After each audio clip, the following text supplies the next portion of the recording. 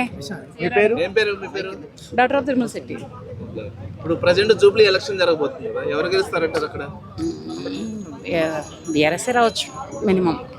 ఎందుకనంటే మాగంటి గోపీనాథ్ గారు అకాల మరణం చెందారు కదా, ఆ సానుభూతి కొలది వాళ్ళ మిస్సెస్ నిలబడ్డారు. ఆవిడకి బీఆర్ఎస్లో టికెట్ వచ్చింది. ప్రస్తుతానికి ఆ సానుభూతి కొలది ఏమైనా వేస్తే ఆవిడకే రావచ్చు, లేకపోతే బై కాంగ్రెస్. అంటే మనిషి చచ్చిపోతే గుర్తు పెట్టుకోలేని పరిస్థితిలో ఉన్నారు ఇప్పుడు జనాలు. ఆ సింపతి అనేది వర్క్ అవుద్ది అంటారా? ఆ నాయకుడు ఆ నియోజకవర్గానికి ఏం చేశాడు మేలు?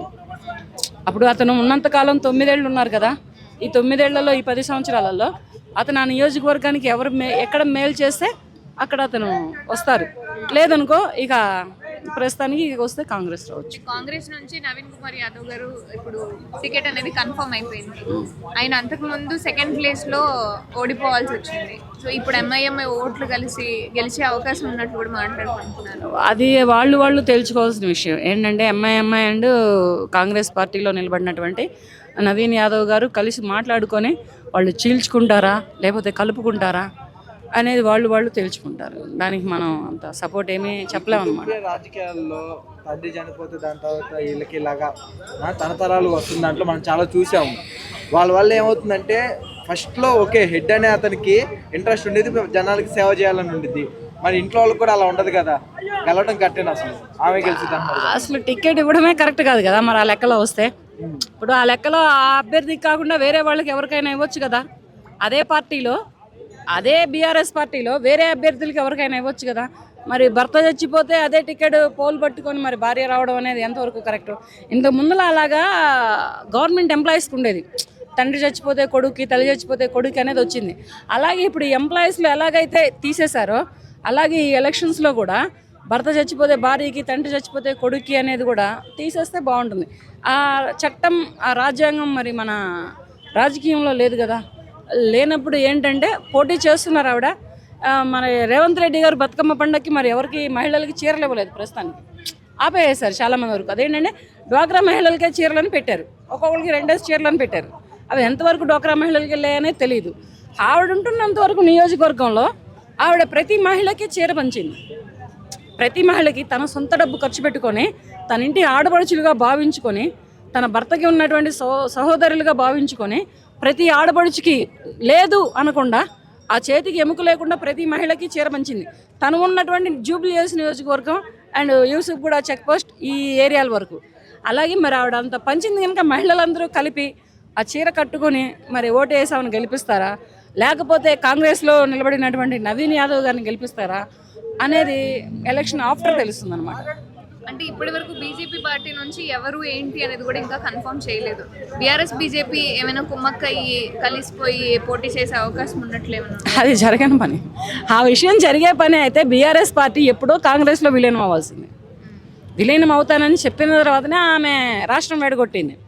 సోనియా గాంధీ గారు 2009లో రాష్ట్రం ఎప్పుడైతే ఎలా ఎడగొట్టిందంటే, నేను విలీనం అవుతాను మీలో, మీ మాట వింటానని బీఆర్ఎస్ నాయకుడు అప్పుడు చెప్పబట్టే ఆమె అనేది రాష్ట్రాన్ని అనేది విడగొట్టింది. తర్వాత ఈయన వెనుపోటు పొడిచాడు కదా ఆవిడకి. ఇది వెనుపోటే కదా, ఆయన రాష్ట్ర ప్రజలకే పొడిచాడు డబుల్ బెడ్రూమ్ ఇస్తానని చెప్పి. అలాగే డబుల్ బెడ్రూమ్ ఎంతవరకు ఇవ్వలేదో, ప్రతి ఇల్లు లేని పేదోని సొంత ఇంటి కళ నిజం చేస్తానన్నాడు. ఏ పేదోనికి సొంత ఇంటి కళ నిజం కాలేదు. లక్కీ డ్రా అని పెట్టి అది దాంట్లో చాలా అవకతవకలు జరిగాయి, మోసాలు జరిగాయి. నిజమైన పేదవాడికి ఇల్లు రాలేదు. తులం బంగారం వచ్చిందా మేడం? తులం బంగారమా? ఒరే ఏం మాట్లాడుతున్నారా? ఏరా అది నా సొంతం బాబు, అది నా సొంతం. నేను కష్టపడి కొనుక్కున్న సొమ్మది. దానికి నేను ఈ రాజకీయాలకి సంబంధం పెట్టమాకండి. 2500 రాలేదు వెయిటింగ్. స్కూటీలు మాకు ఎందుకు ఇస్తారు? స్టూడెంట్కి ఇస్తారు, నాకు అమ్మాయి లేదుగా.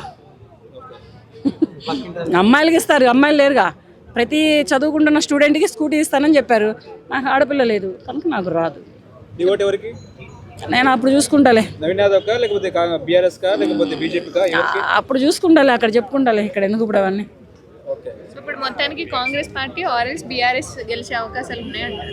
50-50 చెప్తున్నాను నేను. ఎందుకనంటే ఇక్కడ వీళ్ళ దగ్గర ఏముందంటే, వాళ్ళ దగ్గర లౌక్యం ఉంది, వీళ్ళ దగ్గర గద్దరతనం ఉంది. ఇప్పుడు హైకోర్టు సర్పంచ్ ఎన్నికలు రద్దు అని చెప్పి నోటిఫికేషన్ ఇచ్చింది, జడ్జిమెంట్ కూడా ఇచ్చింది. స్థానిక సంస్థల ఎన్నికలు రద్దు అని చెప్పి 40% రిజర్వేషన్ మీద స్టే విధించింది. లేవా ఏం తెలియదు. ఎందుకు సర్పంచ్ ఎన్నికలు ఎందుకు రద్దు చేసింది? స్థానిక సంస్థల ఎన్నికలు మా దగ్గర ఎందుకు చేసింది? రద్దు ఎందుకు చేసింది? ఇప్పుడు సర్పంచ్ ఎన్నికలు ఉంటేనే కదా. ఇప్పుడు స్ట్రీట్ లీడర్ నుంచే సీఎం అయినా పిఎం అయినా మన రేవంత్ రెడ్డి గారిని తీసుకోండి, ఆయన స్ట్రీట్ లీడర్ నుంచే వచ్చారు అంత స్థాయికి, సీఎం స్థాయికి. అలాగే అది ఎందుకు రద్దు చేసింది కోర్టు అనేది నాకు తెలియదు. హలో అండి. హలో అండి. జూబ్లీ హిల్స్ నుంచి కాంగ్రెస్ నుంచి అయితే నవీన్ కుమార్ యాదవ్ గారిని ఓకే చేసేసారు, కన్ఫర్మ్ చేశారు. బట్ ఈ అంటే మిగతా పార్టీల నుంచి కావచ్చు లేకపోతే ఆ పార్టీ నుంచి అయినా ఎవరు గెలిచే అవకాశం ఉందంటారు? జూబ్లీ హిల్సా? ఇప్పుడున్న పరిస్థితిలో చాలా టఫ్గానే ఉందండి. ఇటు బీఆర్ఎస్కి ఇటు కాంగ్రెస్కి టఫ్గానే ఉంది. కాకపోతే ఏంటంటే రెండు పక్షాన కూడా సింపతి ఉంది, సింపతి గౌరవం కూడా ఉంది. ఏంటంటే అక్కడ మాగంటి గోపీనాథ్ గారు చనిపోవడం ఒకటి, అలాగే 2 సార్లు పోటీ చేసి మన నియోజకవర్గంలో యువకుడైనటువంటి నవీన్ యాదవ్ గారు ఓడిపోవడం ఒకటి. ఎప్పటి నుంచో రాజకీయంగా మంచి సేవ చేస్తున్నటువంటి యువకుడు ఇతను అర్ధాంతరంగా ఆయన మాగంటి గోపీనాథ్ గారు చనిపోయి ఆ సింపతితో ఉన్నటువంటిది ఇది. 2 టఫ్గానే ఉన్నాయి నాకు తెలిసి. కొద్దిగా బెటర్గా ఇదే అనిపిస్తుంది, ఏది మన కాంగ్రెస్ పార్టీలో నవీన్ యాదవ్దే అనిపిస్తుంది, ఆయనే రావడానికి అవకాశం. కానీ ఇక్కడ ఒక చిన్న మెలిక ఉంది. బీజేపీ నుంచి క్యాండిడేట్ వచ్చి వీళ్ళిద్దరి పక్షాన ఉన్నటువంటి సామాజిక వర్గం ఓట్లు కానీ ఈ 2 వర్గాల మధ్యన ఉన్నటువంటి ఓట్లు కానీ ఎవరైనా చేర్చగలిగే వ్యక్తి బీజేపీ నుంచి వస్తే వాళ్ళు ఓడిపోయే ప్రమాదం ఉంది. ఎవరు నిలబడని చెప్పడానికి నేను దేవుణ్ణి కాదమ్మా. నేనేమంటానంటే అది చెప్పలేము. బీజేపీ నుంచి నవీన్ యాదవ్ ఓట్లు చేర్చగలిగితే నవీన్ యాదవ్ ఓడిపోతాడు, లేదు మాగంటి సునీత ఓట్లు చేర్చగలిగిన వాడు వస్తే మాగంటి సునీత ఓడిపోతుంది. ఇప్పటికైతే మాత్రం చాలా టఫ్గానే ఉంది. ఖచ్చితంగా ఈ సీరియస్నెస్ ఎంతవరకు ఉంటుంది అనేది చూడాలి. ఇంకోవైపు నడుస్తుంది ఏంటి అంటే బీజేపీ అలాగే బీఆర్ఎస్ పార్టీ ఒకే విధంగా ఏకమైపోయి బీజేపీ నుంచి డల్ క్యాండిడేట్ ని నిలబెట్టే సూచనలు ఉన్నాయి అని అనుకుంటున్నారు. ఏదేమైనా ఏ క్యాండిడేట్ నిలబెట్టినా ఇప్పుడు యువత అయితే మాత్రం అంటే నా ఎనాలిసిస్ ప్రకారం అంటే నేనే పార్టీకి సంబంధించిన కాదు కాబట్టి ఇప్పుడు నవీన్ యాదవ్కే కొంచెం బాగుంటుందని నేను అనుకుంటున్నాను. ఖచ్చితంగా అంటే యువకుడు తర్వాత చాలా ఏదైనా పని ఉందంటే ఏ పదవి లేకపోయినా వాళ్ళు హెల్ప్ కావాలన్నా గవకలు పరిగెడితే ఎవరైనా అడగాలే కానీ వాళ్ళ నాన్నగారి కాడి నుంచి వాళ్ళు పని చేస్తుంటారు, చిన్న పనో పెద్ద పనో. కాబట్టి తర్వాత స్థానికంగా మనకి చాలా సెంటర్లో అంటే 7 మన ఏమంటారు మన డివిజన్ 8 డివిజన్లలో కూడా అందుబాటులో ఉన్న డివిజన్ మంది రెహమత్ నగర్ జూబ్లీస్ డివిజన్లో ఆయన ఉండడం, ఆ తర్వాత వాళ్ళు ఎక్కువగా అందుబాటులో ఉండడం, ఎంతో సినీ కార్మికులకు కానీ అలాగే చాలా అందుబాటులో ఉంటారు. కాబట్టి నవీన్ యాదవ్ గారు గెలుస్తారని చెప్పి మేము అనుకుంటున్నాం. ఖచ్చితంగా నవీన్ యాదవ్ గెలాలి అని చాలామంది యువత నన్ను అడుగుతున్నారు. నేను ఒక జనరల్ సెక్రటరీ, నన్ను కూడా అడిగారు కొంచెం సపోర్ట్ చేయరానన్న. ఈసారికి నవీన్ యాదవ్ మనకు చాలా బాగా పనిచేస్తాడు, చూద్దాంలే అనుకున్నాం. కానీ ఖచ్చితంగా కుర్రోళ్ళు అయితే మాత్రం గట్టిగానే నవీన్ యాదవ్ తరఫున నిలబడి ఉన్నారు.